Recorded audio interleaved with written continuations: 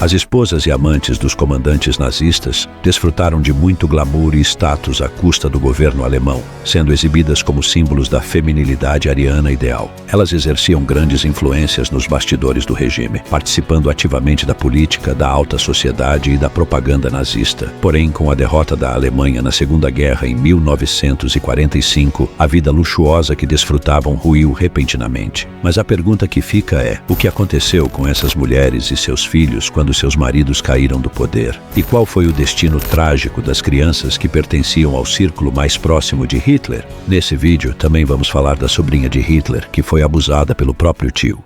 Vamos começar com a cunhada de Hitler, Gretel Braun, irmã mais nova de Eva Braun. Nascida em 1915 em Munique, Gretel conheceu Hitler ainda adolescente por intermédio da irmã Eva e se tornou membro de seu círculo interno, frequentando eventos na residência de Hitler nos Alpes Bávaros, como a Casa de Campo Berghof. Em 44, poucos dias antes do desembarque aliado na Normandia, Gretel se casou com Hermann Fegelein, líder das temidas Waffen-SS e braço direito de Himmler. A cerimônia ocorreu no pitoresco vilarejo de Berchtesgaden, no extremo sul da Alemanha, e teve como testemunhas Himmler e Bormann. 7 meses depois, Gretel acompanhou a irmã Eva em uma visita ao Führerbunker em Berlim, a sombria sede do governo nazista já semi-destruída pelos bombardeios aliados. Enquanto Eva decidiu ficar até o fim trágico ao lado do marido Hitler, Gretel logo retornou à Baviera por estar grávida de 7 meses. Seu marido Fegelein acabou sendo executado no bunker em 28 de abril, acusado de traição por tentar fugir de Berlim. Eva Braun implorou clemência, mas Hitler não atendeu seu pedido. No dia seguinte, Hitler e Eva se suicidaram. Em 5 de maio de 45, já no colapso final do Reich, Gretel deu à luz uma menina chamada Eva Elisabeth Fegelein, provavelmente em homenagem à irmã. O parto foi difícil e ela quase morreu de septicemia.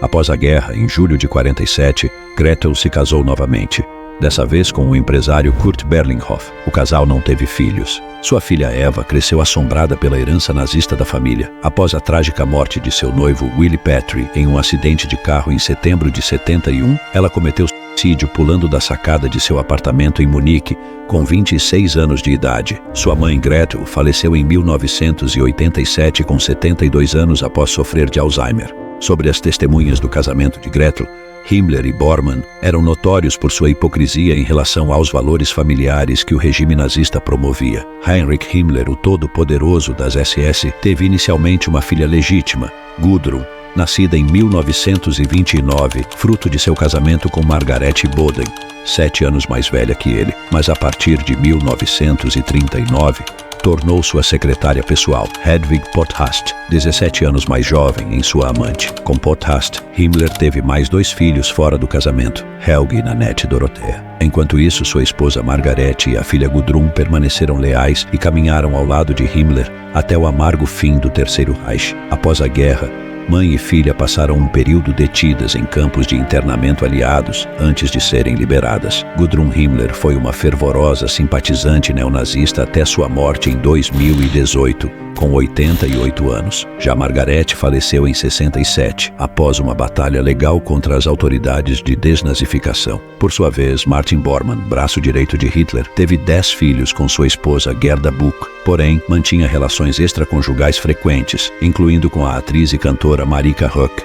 Sua esposa Gerda faleceu precocemente vítima de câncer em abril de 46, com 37 anos de idade, deixando os filhos órfãos. O destino dos filhos de Bormann após a guerra é curioso. Eles foram adotados por um padre católico e tiveram uma educação rígida. O primogênito Martin Adolf Bormann Jr. tornou-se ele mesmo padre, mas abandonou o sacerdócio para se casar. Teve 7 filhos e faleceu em 2013, com 83 anos. Ainda existem 6 filhos de Martin Bormann vivos atualmente. Outro líder nazista que caiu em desgraça antes do fim da guerra foi Joachim von Ribbentrop, ministro das Relações Exteriores de Hitler. Casado com a aristocrata Anna Henkel, Ribbentrop abandonou a família no final da guerra para fugir. Foi capturado pelos britânicos, julgado em Nuremberg e enforcado em 16 de outubro de 46. Sua esposa Anna foi presa e passou 2 anos detida em campos de concentração, convertidos em centros de detenção de nazistas. Ela lutou judicialmente para manter a fortuna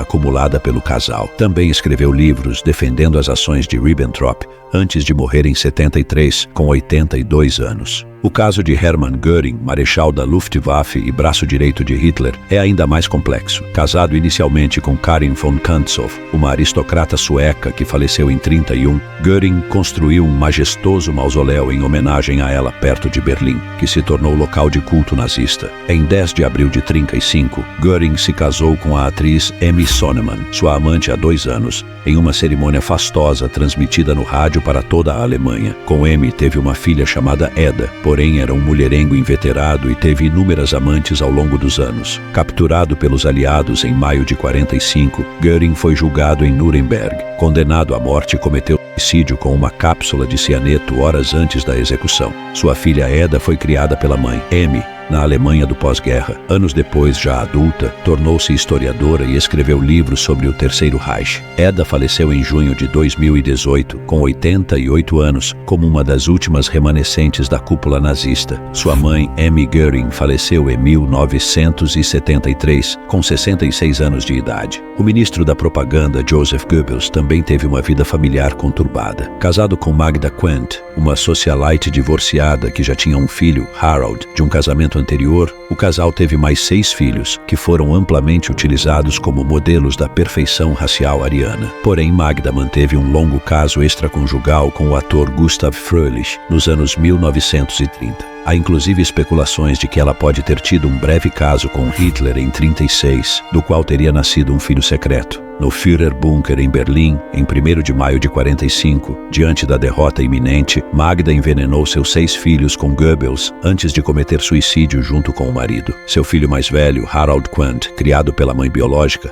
sobreviveu à guerra e tornou-se um próspero empresário. Ele morreu com 50 anos de idade em 1967 em um acidente aéreo. A queda do regime também afetou tragicamente as esposas de outros líderes nazistas. Ilse Hess, esposa do vice-líder Rudolf Hess, ela ficou detida por anos em campos de internamento aliados, apesar de não ter tido participação política. Ilse viveu até 7 de setembro de 95 com 93 anos. Margaret Speer, esposa do arquiteto e ministro Albert Speer, brevemente investigada no pós-guerra, faleceu em 87 após abrir uma renomada escola de moda. Já Lina Heydrich, esposa do temido líder das SS, Reinhard Heydrich, trabalhou anonimamente em uma fábrica de cigarros após a guerra e morreu em agosto de 85. Assim, embora inicialmente gozassem de muito glamour, status e riqueza como esposas da cúpula nazista, com a derrota na guerra e a queda do Terceiro Reich, a vida dessas mulheres e seus filhos foi irremediavelmente abalada, muitas vezes de forma trágica. O nazismo marcou suas trajetórias para sempre.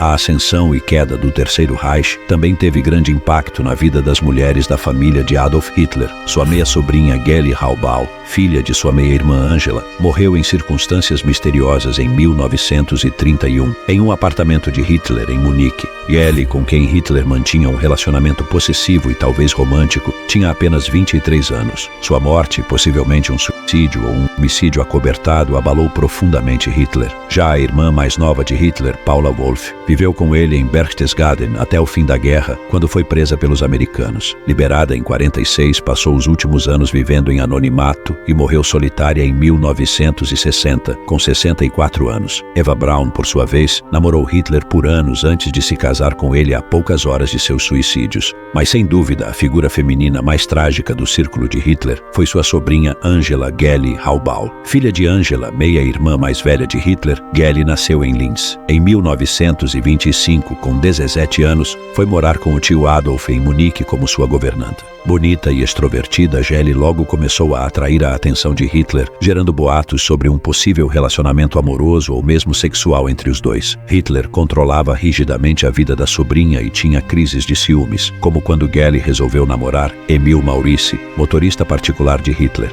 Após proibir o relacionamento, Hitler passou a vigiá-la obsessivamente. Na manhã de 19 de setembro de 31, o corpo de Geli Haubal foi encontrado no apartamento de Hitler em Munique. Ela fora baleada com a pistola Walther. A versão oficial foi de suicídio, mas as circunstâncias estranhas do caso geraram rumores sobre um possível homicídio que teria sido encoberto. Seja como for, a morte da sobrinha de 23 anos, com quem mantinha uma relação doentia e talvez incestuosa, abalou Hitler profundamente. morte. Geli foi enterrada em Viena ao lado da mãe, em um funeral suntuoso bancado por Hitler, que visitava o túmulo compulsivamente. Até o fim da vida, ele mantinha uma foto de Geli sobre sua escrivaninha. Assim, a história da família de Hitler e das mulheres em seu círculo íntimo é repleta de episódios sombrios e trágicos, marcados por relacionamentos conturbados, mortes prematuras e suicídios. A queda do Terceiro Reich em 1945 apenas selou o destino trágico dessas mulheres que foram próximas ao líder nazista. E assim terminamos mais um vídeo. Não se esqueça de se inscrever no canal. Obrigado e até a próxima.